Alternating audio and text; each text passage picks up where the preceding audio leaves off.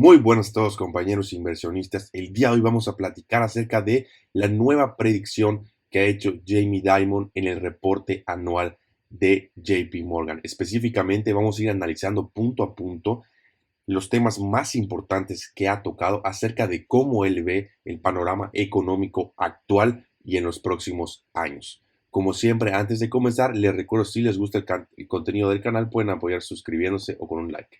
Comencemos. Bueno, uno de los puntos más importantes que toca en esta carta a los accionistas es el tema de un cambio que se viene y que según Jamie Dimon es un cambio que se da una vez en cada generación. ¿Y qué estamos hablando? Específicamente, estamos hablando de decirle adiós al capital, específicamente a que el capital se vuelva más escaso y decirle hola a la inflación, ¿no? En palabras muy sencillas, lo que Jamie Dimon dice o nos comenta es que él, en su experiencia, en base a lo que está viendo, etcétera, siente que en los próximos años el capital va a ser, insisto, más escaso y la inflación se va a mantener elevada o a lo mejor más elevada del 2% que estaban acostumbrados en Estados Unidos por un tiempo más largo. Ahora, ¿qué pienso yo al respecto? En mi opinión, con respecto al capital, sí siento que va a ser más escaso, porque no creo que regresemos a esa época donde teníamos tasas de interés en Estados Unidos del 0% ni de chiste. Y sí siento que la inflación va a ser un poco más elevada que el 2%, 1.5% tradicional, ¿no? Específicamente a lo mejor entre yo diría 2 a un 3%, ¿no? Esto lo vamos a ir viendo. También va a depender mucho, insisto, de qué tamaño es la recesión que se viene, ¿no? Si vemos una recesión muy fuerte, definitivamente esto va a destruir completamente la inflación. Si vemos una recesión a lo mejor un poquito más tranquilona, pues sí, podríamos decir que la inflación se va a llegar a mantener encima de estos números o de este target que tienen del 2%. Otros puntos que tocaba es que la economía estaba en muy, muy buen estado antes del colapso del Silicon Valley Bank, ¿no? Es decir, antes de este colapso la economía se encontraba bastante bien y creo que tiene un poco de sentido con la información económica que habíamos estado recibiendo, ¿no? De hecho, aquí algo que nos dice muy importante es que los consumidores estaban gastando entre un 7 a un 9% más que el año anterior, ¿no? Es decir, en enero, febrero, marzo, bla, bla, bla, el primer trimestre, los consumidores seguían gastando más dinero a pesar de que supuestamente la economía está desacelerando, ¿no? Y aquí, eso es muy importante, digo, lo vamos a ver más adelante, pero es muy importante entender qué es lo que está sucediendo, ¿no? Y yo creo que algo de lo que sucedió, que lo hemos visto en bastantes gráficas, en videos anteriores, es que a raíz de la pandemia hubo un boom económico tan importante, tan vertical, que esto hizo que inclusive si caemos bastantito en los próximos años, seguimos estando en una tendencia muy positiva, ¿no? Es decir, a lo mejor esta caída no es una caída que va a destruir capital, que va a destruir valor, sino simplemente una caída que nos va a regresar a la tendencia alcista que habíamos tenido hasta antes de esta subida tan espectacular, ¿no? Y yo creo que es algo es un escenario bastante optimista en donde podríamos llegar a los próximos años sin caer necesariamente en una recesión, ¿no? Sino simplemente caer en una desaceleración económica importante, pero que no conlleve a los efectos importantes de una recesión, como un desempleo demasiado alto, de crecimiento económico importante de manera trimestral, etcétera, ¿no? Otros puntos que decía Jamie Dimon, que también es bastante importante, es que la tasa de desempleo está extremadamente baja, que también allí ya hemos platicado cuáles han sido los factores, y los sueldos siguen subiendo, ¿no? Específicamente los sueldos que le llaman blue collar, que son los sueldos, pues, del personal más bajo que a lo mejor no necesita una capacitación tan intelectual, tanto conocimiento, ¿no? Estamos hablando de labores como meseros, cocineros, etcétera. Esos son los que más han subido, lo cual obviamente siempre es bueno para la economía. Además de todo esto, pues hay que recordar que los últimos 10 años, básicamente, tanto los precios del real estate como de las acciones han subido de manera importante, ¿no? De hecho, si vemos la tendencia que hemos platicado en las acciones, a pesar de que ha habido una caída muy importante en el 2022, si sacamos el retorno en los últimos 10 años, sigue siendo un retorno bastante satisfactorio e inclusive por encima de la media de otras décadas. Otro de los temas que tocaba muy importante es que lo que está sucediendo no es lo mismo que en el 2008, ¿no?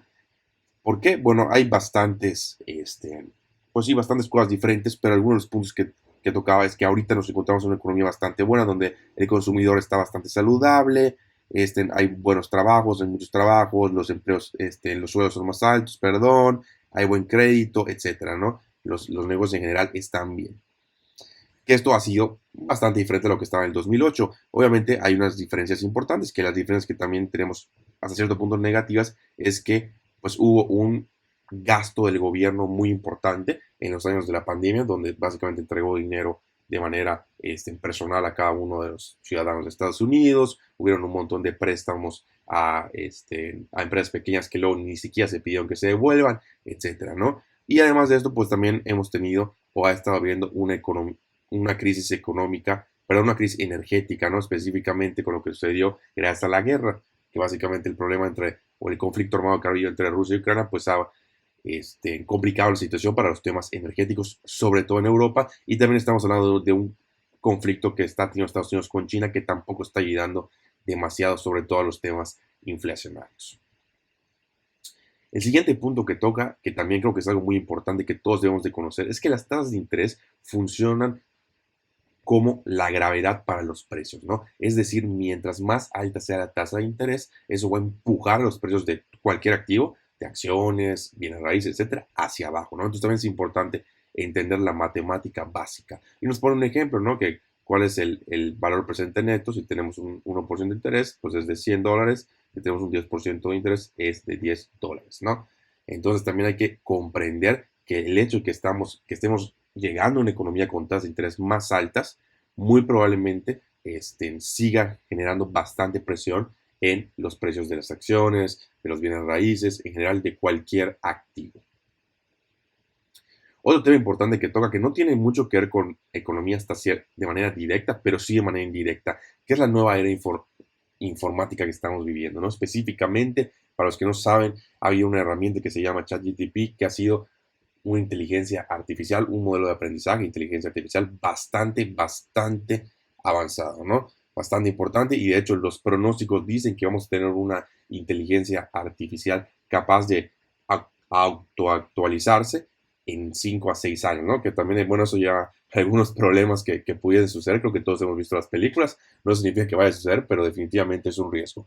Pero el tema acá es que todo este tema que está viendo con la inteligencia artificial, todo este boom que estaba viendo en estos últimos meses, va a generar un aumento en la productividad súper importante, ¿no? Y ya lo estamos escuchando en varias empresas que están despidiendo a personas porque las labores que hacían dichas personas las están tomando estas inteligencias artificiales, ¿no? Eso es algo bastante interesante y aunque parece algo malo a corto plazo, porque se van a perder empleos, a largo plazo es bueno, porque esto aumenta la productividad, va a crear mejores empleos, es decir, empleos que generen o que dependan de funciones que no puede realizar una inteligencia artificial, como es la creatividad, por poner un ejemplo, mejor pagados, obviamente, y al tener una mayor productividad, esto genera un mayor crecimiento económico y a la vez una deflación de precios de ciertos productos e insumos, ¿no? Entonces yo creo que esto es algo bastante importante y se viene una era muy importante gracias al tema de todo lo relacionado a la inteligencia artificial.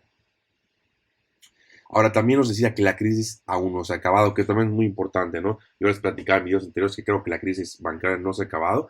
De hecho, en el 2008 pasó algo bastante similar en marzo, cuando cae Bear Stearns, y hay un periodo de tranquilidad hasta octubre, cuando cae Lehman Brothers, ¿no? Entonces, algo similar pudiese llegar a suceder. Obviamente, no todas las crisis son iguales, pero yo creo que todavía esto no se ha acabado, ¿no? Y él también piensa igual. Acá básicamente nos dice que hubieron temas de regulación, que la regulación no es fuerte en los bancos y por eso habían riesgos que no se habían considerado, lo cual es cierto. Y acá es donde nos dice que la crisis actual todavía no se ha acabado y de hecho él asegura que las repercusiones de esta crisis van a durar años, ¿no? Es decir, no es algo que en 1 o 2 años ya vamos a estar olvidado, sino que en los próximos 5 o 10 años vamos a seguir observando.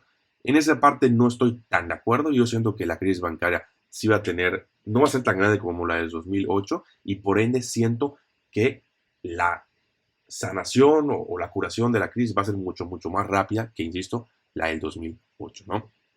Otro de los temas que comentaba, que creo que también es bastante importante entender, es el hecho de aprender de nuestros errores, ¿no? Y básicamente lo que dice es que la economía americana ha sido y sigue siendo la mejor, que ahí creo que nadie le puede